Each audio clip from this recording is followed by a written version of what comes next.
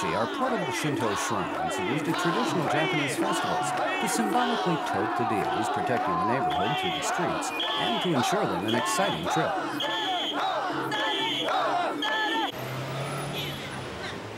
Here in Tokyo's historic Asakusa district, where such festivals are frequent, is the shop of Mr. Unosuke Miyamoto, a mikoshi maker. And speaking of tradition, his family has been making mikoshi for 130 years. The creation involves a three-step process performed by specially trained craftsmen. Each mikoshi is constructed of carved pieces of wood. It must interlock perfectly because no nails or glue are used. Painting comes next, layer on layer of Japanese lacquer. But it's the gold trimmings that turn the construction into a brilliant mikoshi.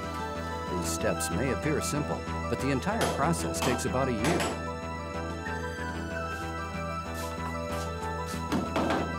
Mr. Makoto Sakamoto is one of Mr. Miyamoto's 50 employees.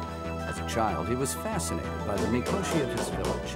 This fascination never left him, and on turning 18, he left for Tokyo to work at this shop. 43 years later, he heads the final detailing division. Spring is a popular season for festivals, and Tokyo's Asakusa district bustles with activity as the time draws near for the Sanja Matsuri, one of Japan's most famous festivals. At this shop, work progresses at a hectic pace. The old mikoshi must be repaired and new mikoshi completed.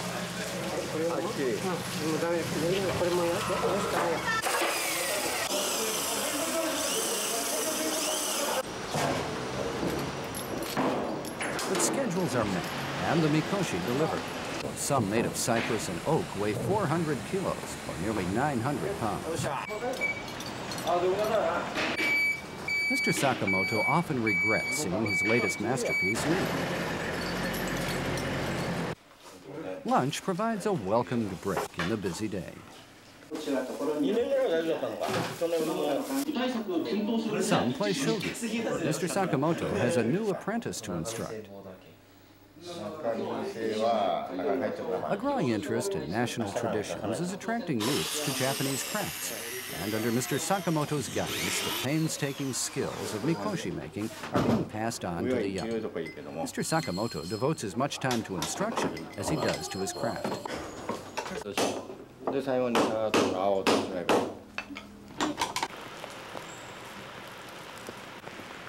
The day of the Sanja Matsuri arrives, and with it, rain.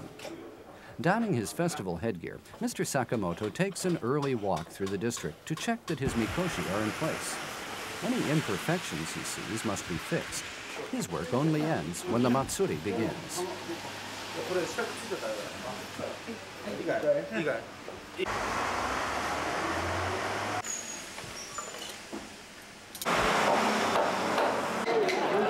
According to legend, in the 7th century, 3 local men were deified.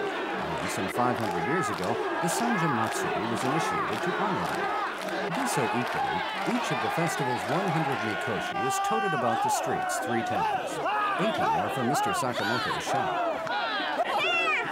Mr. Sakamoto says that only after experiencing the excitement of the festival does the purpose of mikoshi making become clear. Seeing happy youths hoisting his creations is ample reward. Enthusiastic crowds ensure a successful festival, but the greater the fun, the greater the risk that his mikoshi may be damaged. This is a constant concern. Hand clapping precedes mikoshi hoisting, and a rhythmic chant keeps the mikoshi bearers from thinking of their heavy load.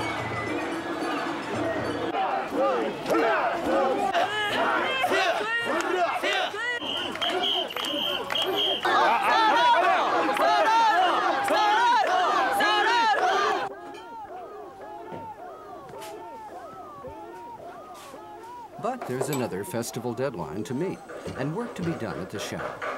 However, the happy sounds of the Matsuri keeps Mr. Sakamoto's spirits high and his hands agile as another mikoshi takes shape.